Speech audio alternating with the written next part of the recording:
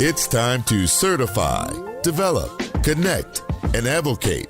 So let's talk small business with the Georgia Minority Supplier Development Council and your host, Stacey Key. Hi, this is Stacey Key, taping this segment of Let's Talk Small Business from the 2019 Business Opportunity Exchange here at Cox Enterprises. And with me for this segment of our interview is Miss Valerie Nesbitt of Hartsfield-Jackson Airport. Valerie, welcome. Thank you. Now, I think this is your first time being on Let's Talk Small Business, right? It certainly is. Oh, won't be your last, I promise that. I hope not. Now, for those of you that may or may not know Miss Nesbitt, she is a long-standing member of this network, a prior chair of the GMSDC board. She's a current board member of GMSDC, and she is now recently accepted the responsibility of co-chairing the Supplier Diversity Leadership Council for GMSDC. Valerie, thank you. Thank you. You've got a lot going on out there at Hartsfield-Jackson Airport. Is it the busiest airport or the most traveled airport? We are the most traveled passenger airport. Oh my. Yes, we are.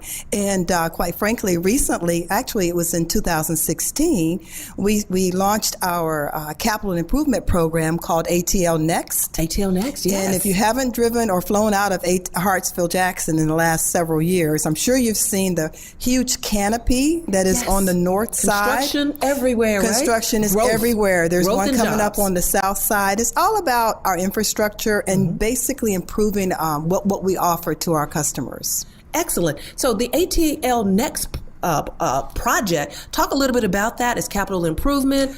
I'm sure you've got some MBE and some minority business goals or DBE goals around that. Talk a little bit about that. Sure. So it is a 20-year capital improvement. Oh, 20 program. years. It's 20 years. Oh, wow. I mean, it's going to take us a while. You realize that a lot of the work is done at night. Yeah. Okay, when you fly through during the day, you don't see any construction. Got it. So a lot of it is at night, which kind of slows things down. Yeah.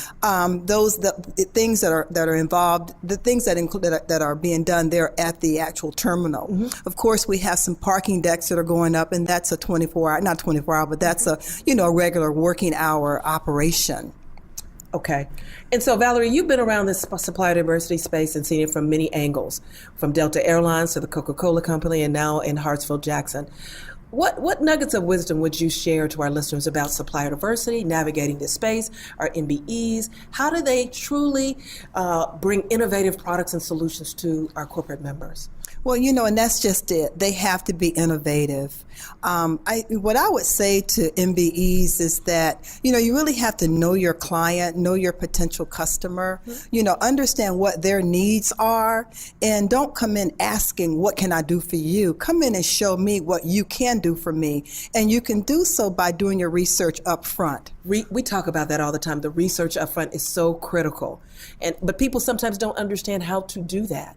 Well, there's no difference than you're going for a job interview. When you go for a job interview, what do? You go on LinkedIn, you look that person up.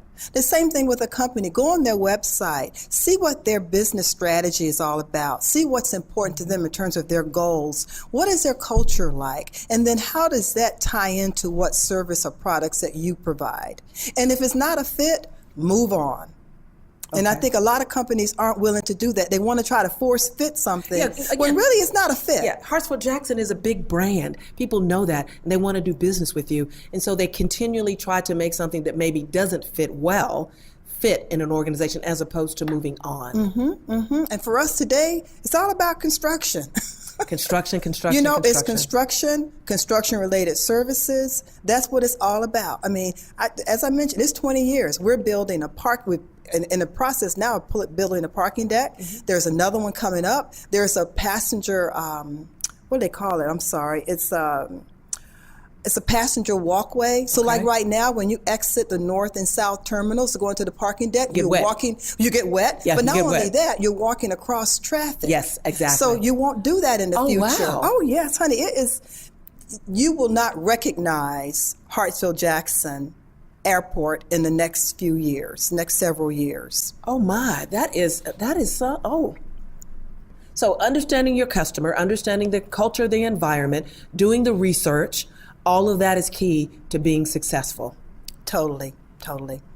And so is there anything in particular, I believe you guys announced a development program in the last couple of years with maybe with Watershed, with the City of Atlanta? We did. As a matter of fact, we partnered with Watershed Management. They've had a small business development program for the past 10 years.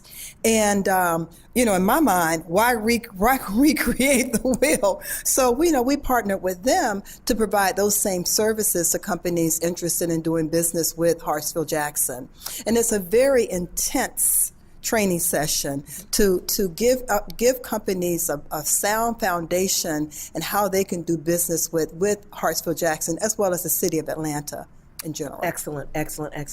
And so, as you know, we're hosting the national conference in 2019. And so we're going to try to send as many, everyone will be coming through Hartsfield-Jackson Airport, seeing what really Atlanta is all about. And so we look forward to partnering and working with you to ensure that experience is legendary. Last year, Austin, we had Detroit, we had Chicago, but I'm telling everybody, there's nothing like the ATL. Nothing like the ATL. Ask those that were here for the Super Bowl. We just hosted the most largest event that I know of. The sporting event. And the sporting event anyway. That's right. So, yes, Atlanta is ready for it, and Hartsfield-Jackson most certainly is. Excellent. And I'm looking forward to it as well. To host it again. We haven't done this in a number of years. 2011 was the last time we hosted the national conference. Yes. And they're going to be coming back in 2024 as well. Wonderful. So we've got 19 and we've got 2024. Great. So wow. Great. So Valerie, thank you. Thank you for joining us on this edition of Let's Talk Small Business. You'll be back. Of course, I will never leave. GMSDC is engraved in my heart. We love you. And we love you. I'm always here for GMSDC. I'm a huge fan. I'm also a big supporter, but also I believe in the work that's being done. And honestly, I know we're about to move on, but I have to say this about this the workshop I just left. Actually, it's a presentation. Excellent. What really warmed my heart, Stacey, was to see these. I'm gonna call them under 40 because I feel like I'm the oldest thing around here. But just these young entrepreneurs out here doing what they do, and the presentations were just fantastic.